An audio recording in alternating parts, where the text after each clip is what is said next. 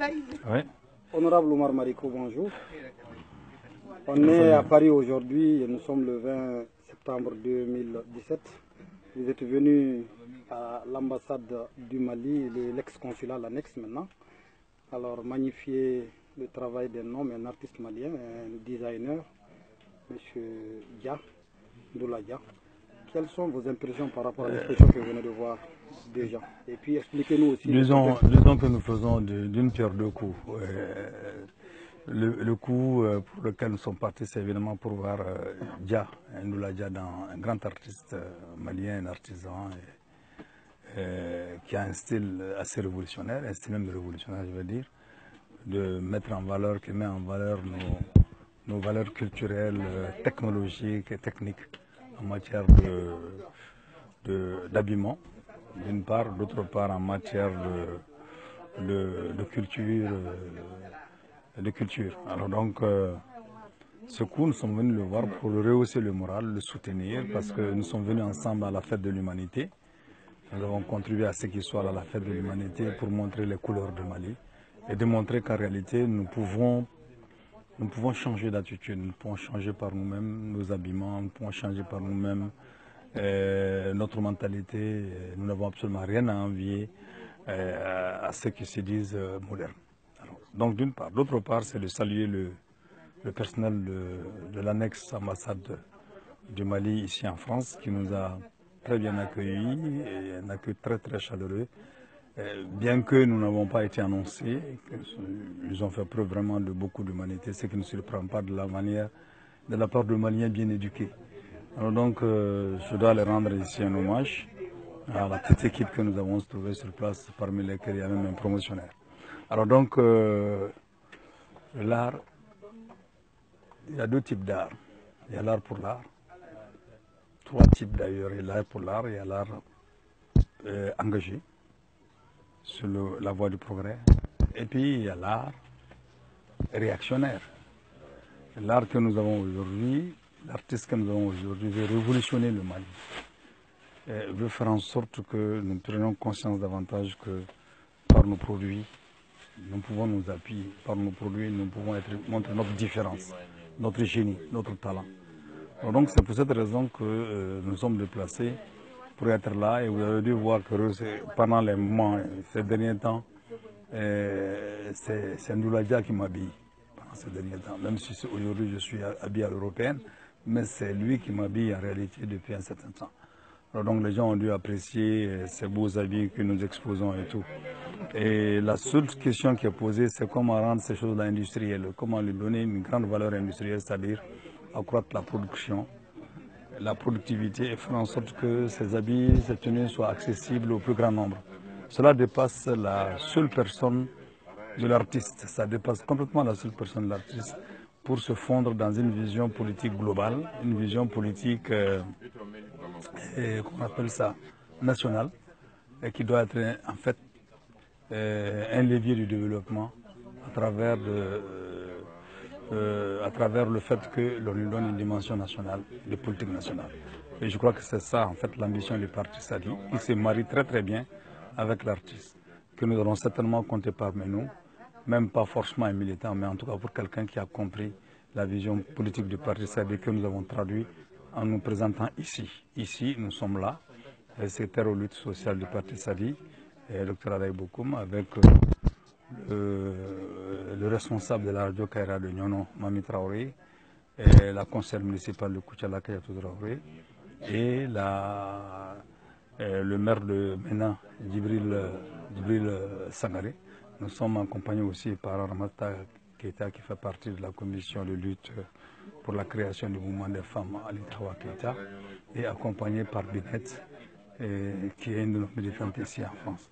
Vraiment, toute cette belle équipe qui a fait un grand déplacement à pied pour venir voir, mes félicitations, mes remerciements. Et encore une fois, pour tout dire, merci à l'équipe de l'ex-ambassade de la République du Mali, ici à Paris. Honorable, je ne vous laisse pas comme ça. Hein. Je sais qu'à l'entame de votre second mandat au niveau de cette législature-là de 2014, vous avez refusé le sac qui vous a été donné. et qui venait d'un marché qu'on avait octroyé à Malien qui est parti payer des sacs au niveau de Dubaï. Et vous êtes parti à l'artisanat pour faire le même sac. Non, je vous raconte attends, je vous raconte l'histoire. Je n'ai pas refusé le sac. Okay. Non, quand nous avons, en 2013, 2013, quand nous sommes rentrés à l'Assemblée nationale, 2014. Nous avons fait l'Assemblée nationale, on est rentré à l'Assemblée nationale en 2014. On est venu nous remettre des sacs qui sont venus probablement de la Chine ou de Dubaï, avec l'étiquette de l'Assemblée nationale dessus. Évidemment, moi j'étais très écœuré, très choqué, parce que ce n'est pas la première fois. Faites un tour simplement dans les ministères du Mali. Les ministères, vous allez trouver des tables qui sont estropiées, des bancs qui sont arrêtés, des fauteuils qui dégringolent. Et puis vous allez dans un coin là-bas, vous allez trouver tous ces meubles-là qui sont entassés là-bas, qui sont dans les stocks, qui sont avariés déjà, alors qu'ils n'ont même pas servi. Alors, je me suis plus énervé, je me suis toujours posé la question de savoir, mais qu'est-ce qu'on fait des menuisiers maliens? Qu'est-ce qu'on fait vraiment des menuisiers maliens? Mais j'ai compris aussi, c'est la politique politicienne. Des gens qui viennent voter pour vous, après on va leur prendre des marchés de surfacturation, de tout ça. Ça tue l'économie. Ça tue l'économie. Parce que, je dis, le Mali ne manque pas de menuisiers, il ne manque pas d'artisans. Je me suis révolté contre cette pratique-là. Et j'en ai discuté avec Oumar Tamli. Et d'ailleurs, je crois que lui, il a même pris note, un décret ou un arrêté ministériel pour exiger que les artisans soient pris en compte dans la confection des meubles et de tout ce qui peut être fait à la République du Mali. C'est tout à son honneur et à mon avis, c'est ce qu'il faudrait faire. Pour moi, c'est très simple. Et pour tout ce qui relève de l'État, tout ce qui relève du fonds de l'État, l'obligation doit être faite de n'acheter nulle part les tables, les chaises, les bancs qu'à la République du Mali. Alors à mon avis, ça, c'est le b.a.-ba de la chose. Nous avions demandé, on s'est battu pour ça de toute façon depuis l'ère RATT jusqu'à maintenant. Alors, quand nous sommes rentrés à l'Assemblée nationale la tête ce soir, j'ai pris ce sac-là. Furieux, je suis allé à l'Institut national, à l'artisanat. Je suis rentré dans la salle, j'ai vu les gens, je les ai jetés. Et de façon désinvolte, j'ai jeté le sac sur eux. J'ai dit, mais pauvre que vous êtes, il paraît que vous êtes incapable de faire des sacs de cette nature-là. J'ai dit, vous n'avez pas honte. J'ai un petit neveu là-bas, Fané, qui a pris le sac, qui dit, mais honorable, vraiment, vous nous en voulez pour rien. J'ai dit, non, regardez, ils ont regardé le sac, ils ont dit, de toute façon, ce sac-là vient de la Chine, mais l'étiquette a été faite ici. Alors donc, ils disent, on peut en faire. J'ai dit, bon, je vous jette ça. Dans combien de jours je vais venir prendre un nouveau sac pour voir si vous pouvez faire le même modèle. Évidemment, quelques jours après, je crois une semaine, moi j'ai dépassé, ils m'ont dit une semaine, mais moi j'ai dépassé ça. Je suis venu récupérer ce sac-là. Les deux sacs, je les ai emmenés dans le bureau de Diarasouba, le questeur de l'Assemblée nationale. J'ai posé les deux sacs, il y avait beaucoup de députés qui étaient là. J'ai dit, bon, dites-moi quel est le sac que vous préférez parmi les deux. Il y a eu plus de gens qui ont opté pour le sac qui a été fait par l'artisanat malien, parce qu'ils disent que c'est solide. C'était solide et c'était bien fait, que les sacs de l'autre côté. Mais ils ont dit, mais qu'est-ce qui se passe? Je dis, mais ce sont nos artisans qui ont fait ça. J'ai dit, comment vous allez vous permettre d'aller chercher des sacs pour enrichir l'industrie d'autres et passer à côté de votre artisanat qui a besoin d'être développé? Vous aurez dit le marché à ces gens-là, ils vont le faire. Bon, évidemment, ils laissent passer parce que pour eux, il y a quelqu'un qui a dû voter, se battre pour le RPM, pour que Yebega soit président, pour que le questeur soit peut-être député, etc. Ça, cette fois-ci, j'affabule. On a dû lui dire, bon, écoute, on te donne un marché, et il va aller acheter des sacs à 2000 francs en Chine, ou il y a 1000 francs en Chine, il va les facturer à 12 500 francs à l'Assemblée nationale, et puis on lui paye ça. Alors que si on donnait 5 000 francs aux artisans maliens, ils vont faire de très bons sacs, ça leur permet de moderniser les outils de travail, ça leur permet de faire des sacs plus jolis, plus solides que ce que nous avons. Et c'est valable pour les meubles. C'est valable pour les meubles. Même les filets que nos artisans peuvent faire, on va les acheter ailleurs pour le football. Mais c'est-à-dire qu'on travaille tous les jours à tuer l'artisanat. Et si bien que ces pauvres-là n'ont d'autre chose à faire que de vendre aux touristes. Ça n'a pas la peine. Si cette production doit être vendue aux touristes, ça n'a pas la peine. Et vous savez qu'au Mali, on ne transforme que 1% du coton en coton fibre. Alors que si on transformait, on faisait une usine simplement de filature, avec 40% de fibre, nous avons plus d'argent avec ça que la vente du coton tel qu'on le fait aujourd'hui. Bon, vraiment, il y a des solutions à apporter, mais tant qu'il y a une équipe de gloutons à la direction du pays, tant qu'il y a une équipe de gens qui ont des agendas purement personnels, qui sont prêts à tout pour vendre une partie ou tout du pays, alors on trouvera des situations comme ça. C'est pour cette raison que j'ai toujours demandé aux artisans, chaque fois, chaque élection présidentielle, on nous dit à la télé de choisir 3 endroits où la télé va nous suivre.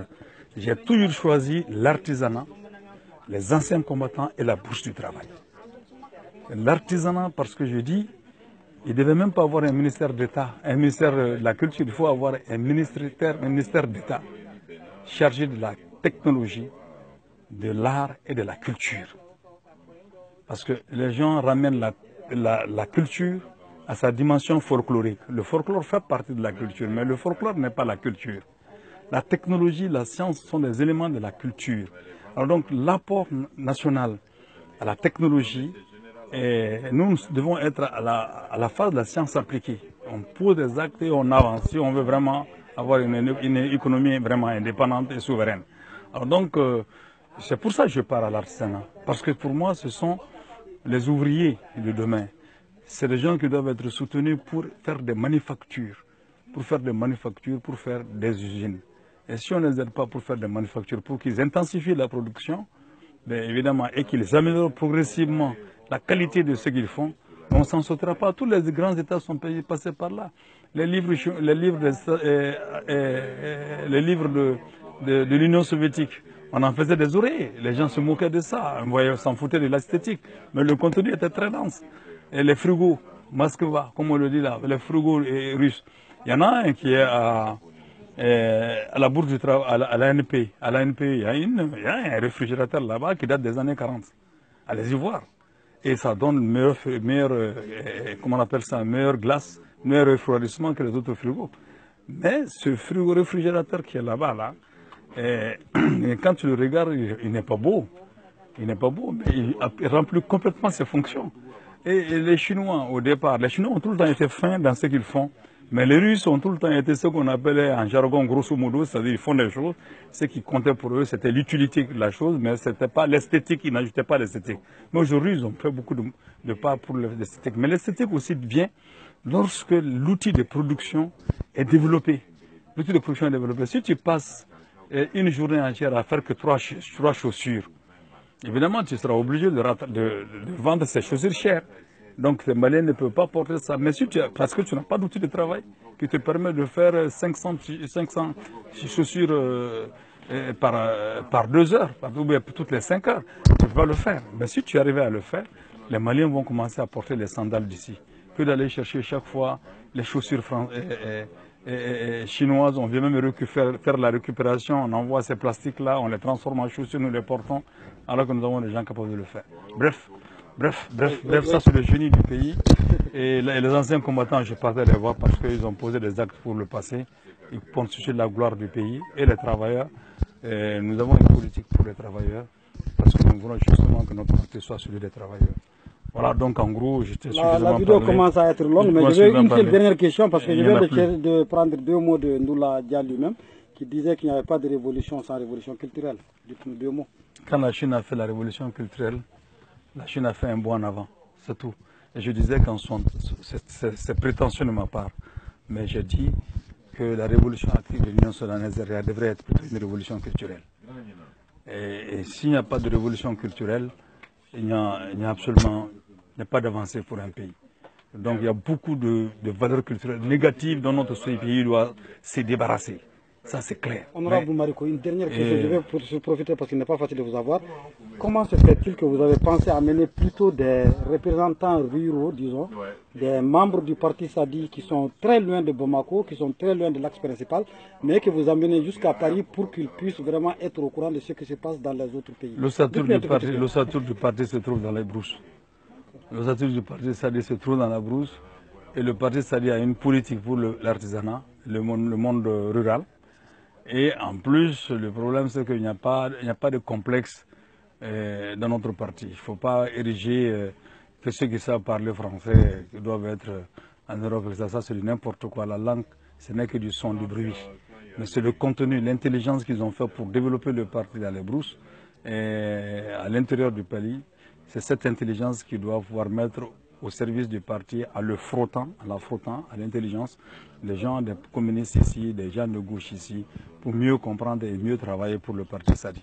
Bon, et aussi la disparité entre villes et campagnes, il faudra vraiment s'engager pour la réduire ou la casser si on veut vraiment avoir un développement harmonieux pour notre pays. Je vous remercie et à bientôt. Merci beaucoup.